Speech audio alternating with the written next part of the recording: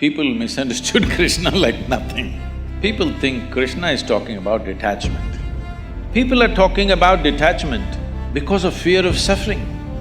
Can you do something well being detached about it?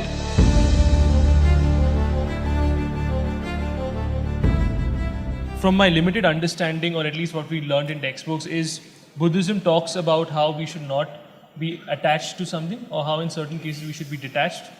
I mean, it talks about how suffering, one of the reasons behind suffering is attachment. Now, my question to you, Sadhguru, how can I help a particular friend or empathize with him if I'm not attached with him? So, this obsessiveness or attachment, is it necessarily bad? See, this attachment-detachment business is a misunderstanding that's come out of the Gita in this country. People misunderstood Krishna like nothing, in the sense, people think Krishna is talking about detachment. Please look at his life. His life is involvement, isn't it?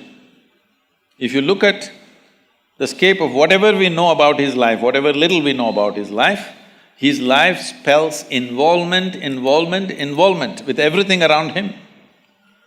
So this person unfortunately is being accused of detachment. See, if there is no involvement, there is no life.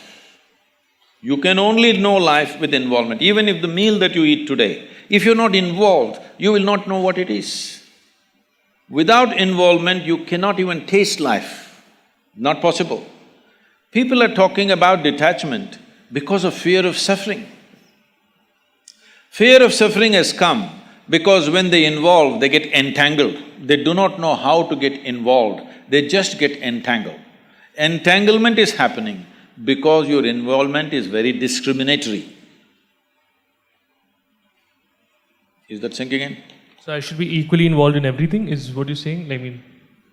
Tell me, if you are less involved in your breath and more involved in your eating, you think life will work? See, breath is involuntary, that's why I'm using the word breath, because it's involuntary, you don't have to do anything, it's just happening. But we're involved by keeping the air conditioning on, otherwise we'll suffocate.